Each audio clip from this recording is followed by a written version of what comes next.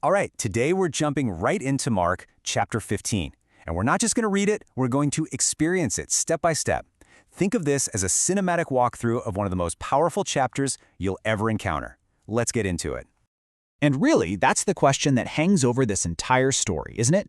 This isn't just a legal proceeding. It's a collision of kingdoms, a battle over what power really means, and a deep dive into identity itself. Every single choice here is under a microscope. So our story kicks off right at dawn. We're in the halls of Roman power, and you can just feel the tension in the air.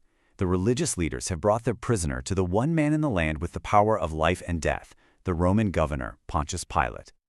Okay, verse 1. First light is breaking, and the entire religious council who've been plotting all night, they bind Jesus and march him straight to Pilate.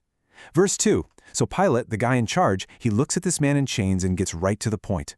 Are you the king of the Jews? And Jesus' answer is so simple, so calm. It is as you say. Verse 3. And that's when the chief priests just unload on him. They're yelling, pointing, throwing every accusation they can think about him. But through it all, Jesus says nothing. Verse 4, you can just picture Pilate, completely baffled. He leans in, almost trying to help him out, saying, "Don't you hear this? Look at all the things they're accusing you of." He's looking for some kind of defense. Verse 5, and here it is, the power of silence. Jesus doesn't say a word. And for Pilate, a guy who's heard it all, threats, pleas, bribes, this silence just blows his mind. The text says he marveled. Verse 6, now, Pilate's in a tough political spot, and he's looking for a way out. He remembers this annual tradition they have, releasing one prisoner to the people during the Passover feast. Verse 7, and who's the other option they have locked up? A man named Barabbas, and he's not some petty thief. This guy is a known murderer and an insurrectionist. Verse 8, the crowd starts getting worked up, yelling for Pilate to follow the custom and release somebody. Verse 9, so Pilate, probably thinking he's got this all figured out, offers them the choice. Do you want me to release to you the king of the Jews? Verse 10, and here's the kicker.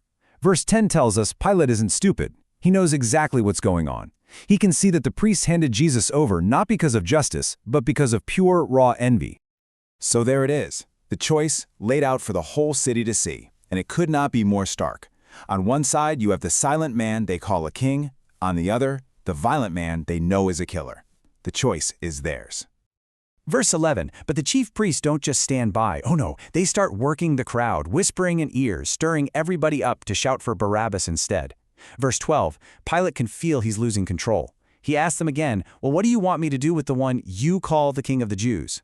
Verse 13, and the answer comes back in this one chilling, unified roar, crucify him. Verse 14, Pilate tries one last time. Why? What evil has he done? But it's no use. Reason is out the window. The crowd just screams louder, more intensely, crucify him.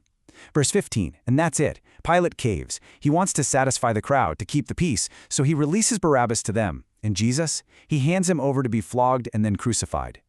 So the public trial is over, but now we go behind closed doors, into the praetorium, the governor's headquarters. And this is where the cruelty gets personal and just deeply ugly. Verse 16, the soldiers lead Jesus away, and they call everyone. The entire garrison, we're talking hundreds of men, gathered to take part in this horrible fun. Verse 17, they stage a twisted mock coronation. They throw a purple robe, a symbol of royalty, over his shredded back. Then they weave together a crown, not of gold, but of sharp thorns, and jam it down onto his head. Verse 18, and then they start to salute him, their voices just dripping with sarcasm. Hail, King of the Jews! Verse 19, the game turns violent. They start hitting him on the head with a stick. They spit on him, and then they bow their knees in fake, mocking worship. Verse 20, and when they finally had their fun, they rip the purple robe off, put his own clothes back on him, and lead him out. It's time to crucify him. And so begins that final walk. It's a slow, public march through the streets of Jerusalem on the way to the place of execution. The humiliation is now on full display for everyone to see. Verse 21, along the way, they just grab some guy out of the crowd. His name is Simon of Cyrene, a foreigner, probably just coming in from the countryside for the festival. And they compel him to carry the cross. Verse 22, they finally arrive at the place called Golgotha. The name literally means place of a skull. You can just imagine what a grim, awful place this was. Verse 23, there they offer him wine mixed with myrrh. It's a kind of painkiller. But he refuses it. He chooses to face what's coming with a completely clear mind. Verse 24, and then they crucify him. And as he hangs there, what are the soldiers doing? They're sitting at the foot of the cross, gambling, literally rolling dice to see who gets to keep his clothes. Verse 26. They nail a sign above his head. This is the official charge against him. It's Pilate's inscription, written for all to see, dripping with irony, "The King of the Jews." Verse 25, the text tells us it was the third hour, so about 9 in the morning, when they crucified him. Verse 27, and they don't crucify him alone. They put him right in the middle between two criminals, one on his right and one on his left. Verse 28, this fulfilled the scripture that said, and he was numbered with the transgressors. He is literally, for all the world to see, being counted among them. Verses 29 and 30. And now the insults start up all over again. You've got people just walking by, shaking their heads and sneering, "Aha! You're the one who's going to destroy the temple and rebuild it in 3 days? Go on then, save yourself and come down from the cross." Verse 31. And of course, the chief priests and scribes are there, mocking him among themselves. He saved others, they say, but he can't save himself. Verse 32. They even shout, "Let the Christ, the King of Israel, come down now from the cross. Then we'll see it and believe." And then, in this final, brutal twist, even the two men being crucified right next to him start to insult him too. The mockery hits this fever pitch, and then suddenly everything shifts. The whole narrative takes this incredibly dramatic, almost supernatural turn. The noise fades, and the sky itself starts to do something completely unnatural. Verse 33, at the 6th hour, that's high noon, when the sun should be brightest, darkness just falls. And this isn't just a storm cloud. It's a deep, strange darkness that covers the entire land. And it stays that way for 3 solid hours, until 3 p.m. The world just goes black. Verse 34. And then, at the end of that long, dark silence, Jesus cries out with a loud voice, "Elo, Elo, lama sabachthani," which the text tells us means, my God, why have you forsaken me?" Verse 35.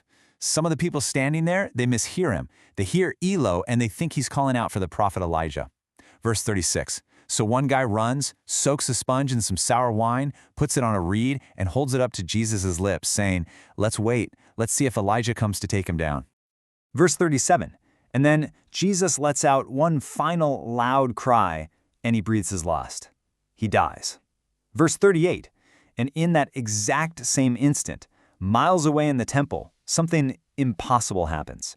The veil, this massive, thick curtain that separated the Holy of Holies, the most sacred place on earth from everybody else, is torn in two. And it's torn not from the bottom up, but from the top to the bottom.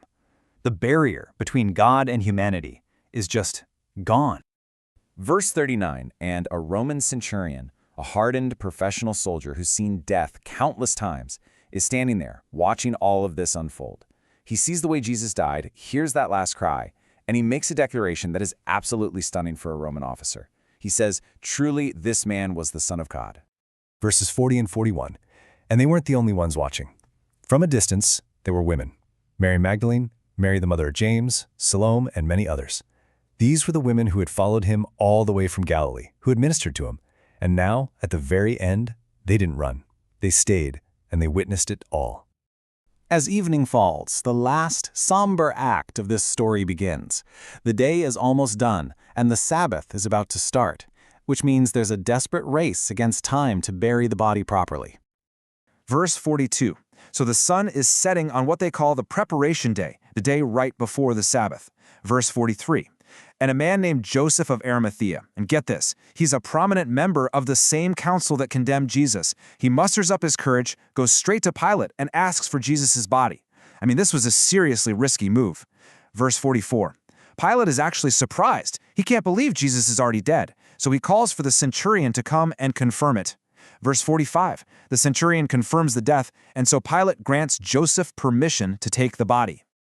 Verse 46, so Joseph buys some fine linen cloth, takes the body down from the cross, and wraps it carefully. Then he lays him in a tomb that had been carved out of rock, and he rolls a massive stone against the entrance to seal it. Verse 47, and while all this is happening, 2 women are there, watching every move, Mary Magdalene and Mary the mother of Joses. They see exactly where he is laid. So the tomb is sealed. His followers are scattered and in hiding. To the entire world, this looks like the absolute definitive end. But as we're about to find out, the rolling of a stone is not always a final act. Sometimes it's just setting the stage for what comes next.